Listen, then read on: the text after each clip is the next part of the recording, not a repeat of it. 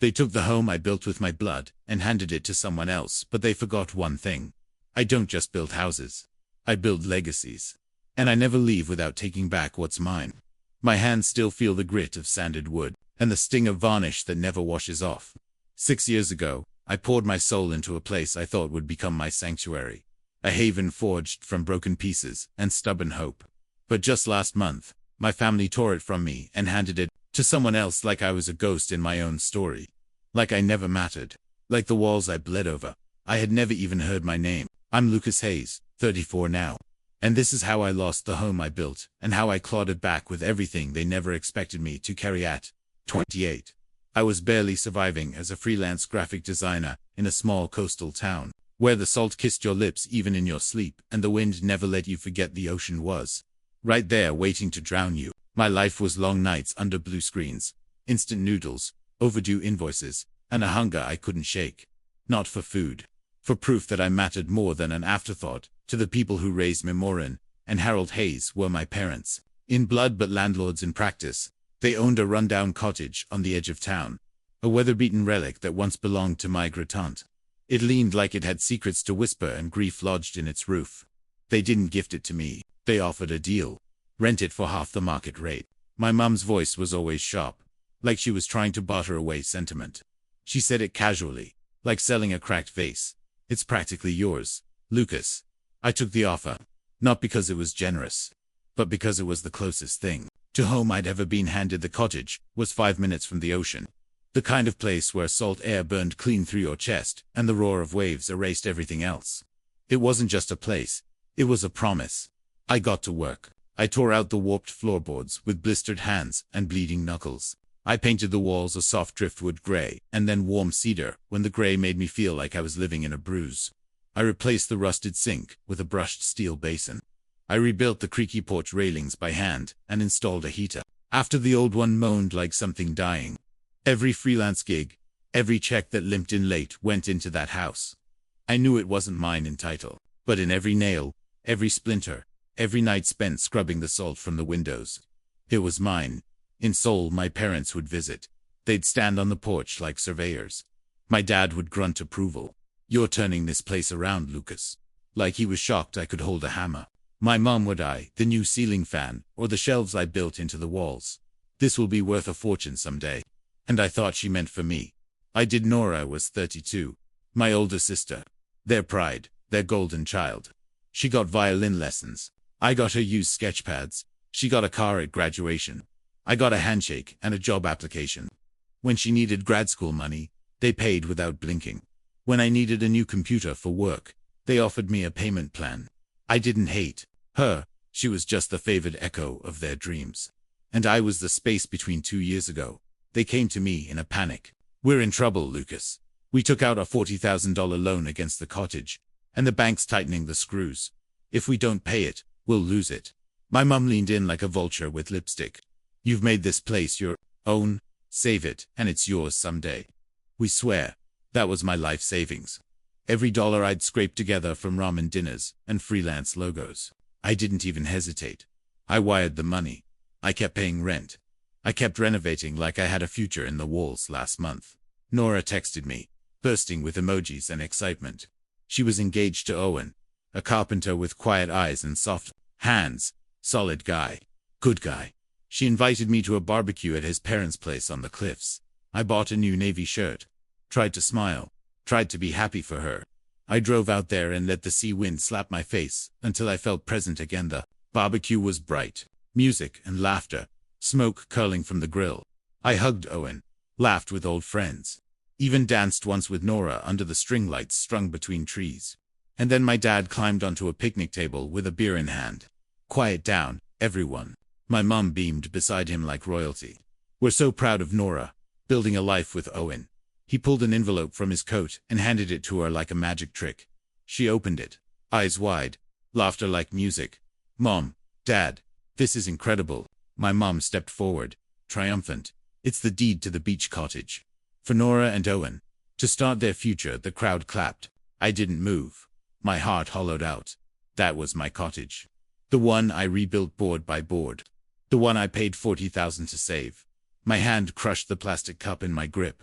My Uncle Ray shouted over the clapping. Wait a second. What about Lucas? He's been living there for years. My dad waved him off like a bug. Lucas will move out. He's had his time. My mom added like it was a joke. He's young. He'll figure it out. I stood there silent. Not because I didn't want to scream, but because the scream felt like it would tear my throat open. Then my phone vibrated. A text from Nora. Vacate in 72 hours. No call. No conversation. Just an eviction notice like a kicked dog. I felt something inside me rupture. Not sadness. Not pain. Something molten. Something. Finally I called my friend Sam. Voice cracking. I'm homeless. Can I crash? He didn't pause. My cousin's overseas. House is empty. Stay as long as you need. No rent. But I wasn't going out empty-handed. Next morning, I called the crew. Strip it. Take everything I bought. The heater. The sink. The custom shelves. The cedar floors. All of it. They pried up my life piece by piece. Hold it onto a truck while I watched. And with every splinter lifted, I felt more like myself again. Not peaceful, but defiant. He moved it all to Sam's cousin's place. Mailed the keys to my parents with a note. It's yours. As requested. By sunrise, my phone lit up with fury. Texts. Missed calls. My mum's voice when I finally answered was shrill with rage. You vandalized our property. I took what's mine. I said, voiced like the tide. I have receipts. Call the cops. Tell them how you conned your son. Tell them how you lied about a $40,000 loan. Then the shift. Maybe that money was a wedding gift. For Nora, my laugh was ice and steel. You lied. You used me. And now I'm done. But I wasn't finished at they'd been driving my truck. An old Ford I'd lent them 4 years ago. Still in my name. Still on my insurance. Another piece of me they assumed belonged to them. I called the tow company. Sent them to the address. The driver called later. Got it, they yelled. But the title shut them up. I don't relish the rage, but I don't regret it. They stole my home. My trust. My very roots. So I took back what was mine. Now, I'm in a new house with old floorboards and my custom sink. And I'm building something again.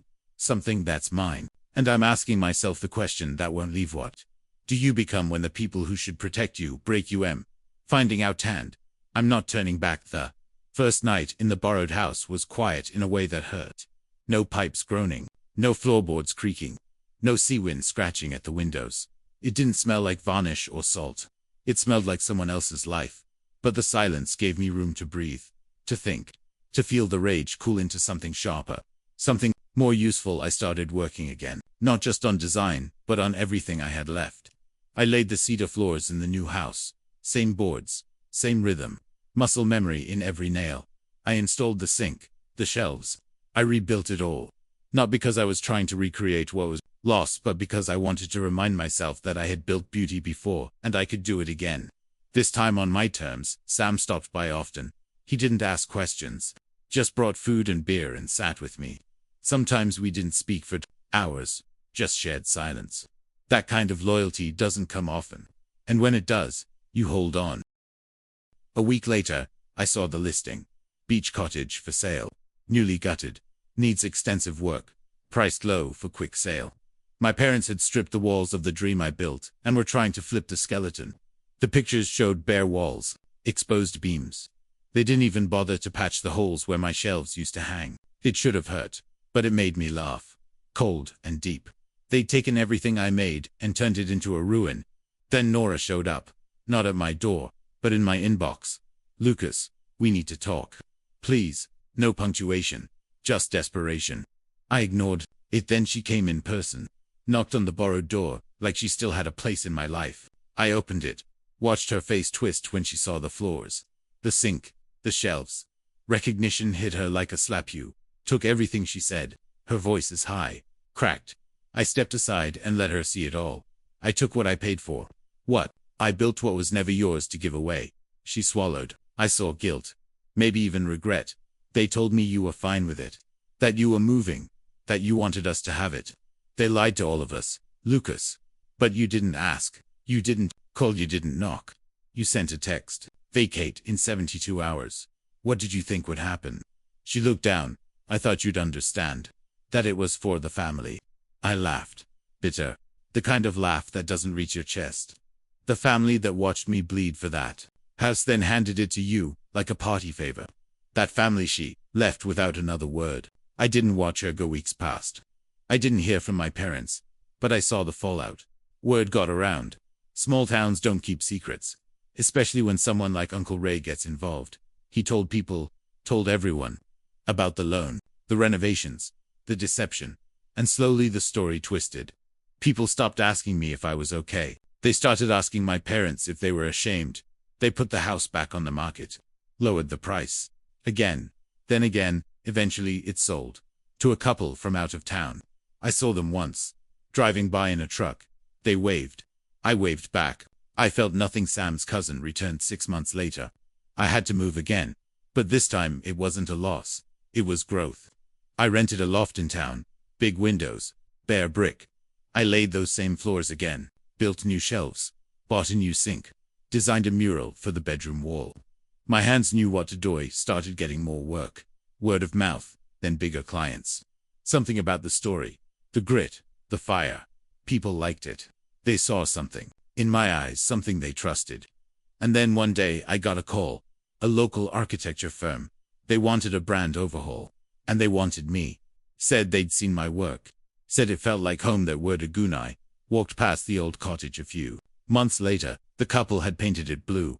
Planted flowers. Hang wind chimes on the porch. It looked peaceful.